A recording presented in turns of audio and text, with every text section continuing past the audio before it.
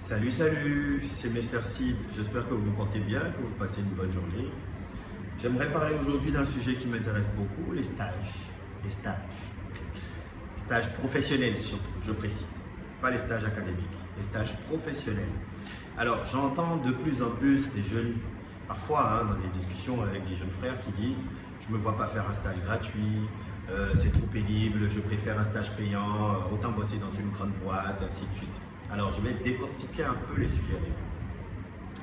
Déjà, l'un des avantages, comme toute chose, il y a des avantages et des inconvénients dans tout ce qu'on prend comme décision dans la vie.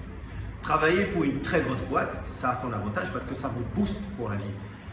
Quand c'est marqué sur votre CV que vous avez travaillé pour X ou Y, quand c'est une grande boîte, ça permet à l'entrepreneur de pouvoir vous coter d'une certaine manière, de pouvoir dire que cette personne, elle a eu à passer par une entreprise qui a un certain nombre de rouages. Donc voilà. Ça a son mauvais côté. Pourquoi? Parce que ces entreprises ont déjà des process. Vous ne pouvez pas venir modifier les process. Ce qui veut dire que vous avez appris en fonction de ces process. Alors que chaque entreprise, en général, a son mécanisme de fonctionnement, à sa façon de faire la comptabilité, à sa façon de faire la communication, et ainsi de suite. Alors, donc voilà l'avantage et l'inconvénient.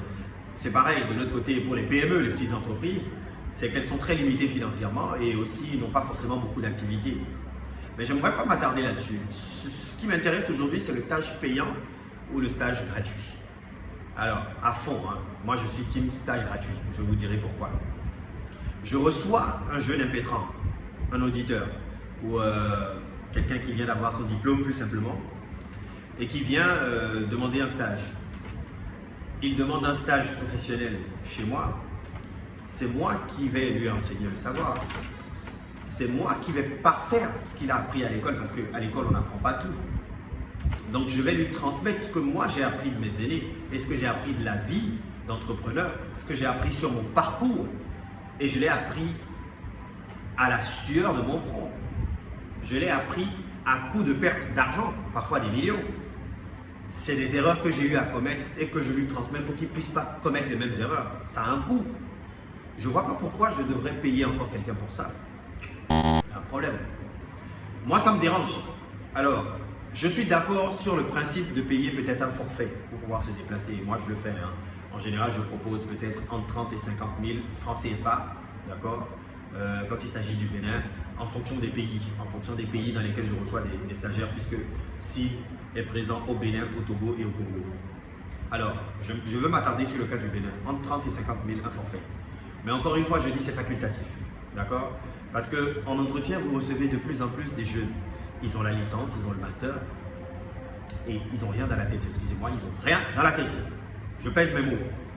Mais je me demande qu'est-ce qu'ils ont foutu à l'école, parce que l'école ne vous donne que 30 à 40% du savoir. Le reste, vous allez le chercher. Je vais vous raconter deux anecdotes. La première, j'ai été en contact avec un jeune qui a fait informatique de gestion. Je pèse mes mots, informatique de gestion. Alors, je lui ai remis un CD sur lequel je lui ai demandé de me graver des données. Il ne pouvait pas le faire. Il a appelé un collègue à lui qui a fait marketing et qui était très passionné de tout ce qui est éthique et qui l'a aidé.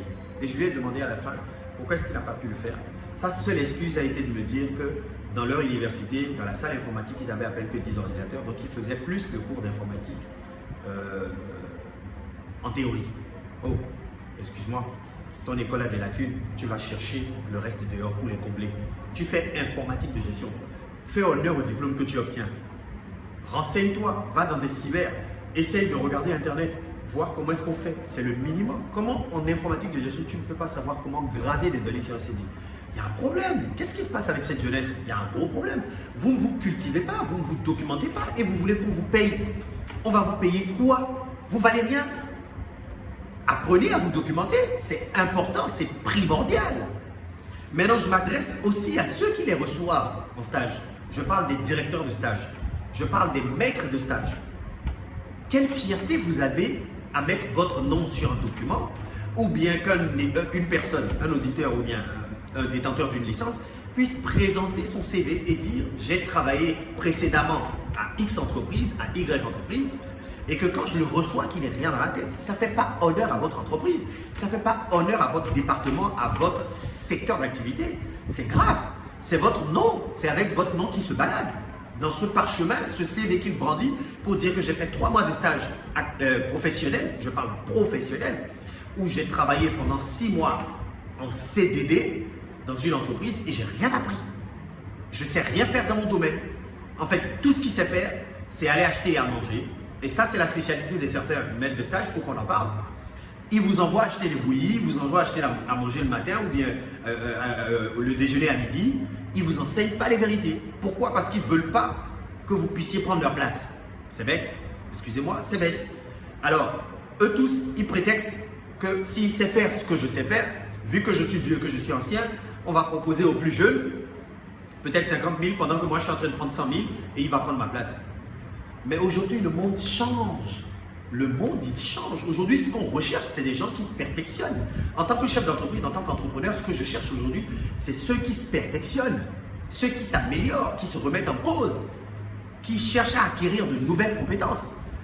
Je vais vous dire, auparavant, pour une entreprise qui vend par exemple des télés, on avait besoin d'un commercial et on avait besoin d'un technicien. Pourquoi? Le commercial, il vendait, le technicien, il allait au service après-vente pour pouvoir assister à l'installation de la télé, à peut-être réparation ou bien l'assistance technique du client pour qu'il soit satisfait du produit acheté chez lui à la maison. Le technicien, il est à 70 000, le commercial est à 50 000, ça fait 120 000. Aujourd'hui, ce qu'on recherche, c'est un technico-commercial. C'est-à-dire qu'il est commercial, mais il a quelques compétences techniques.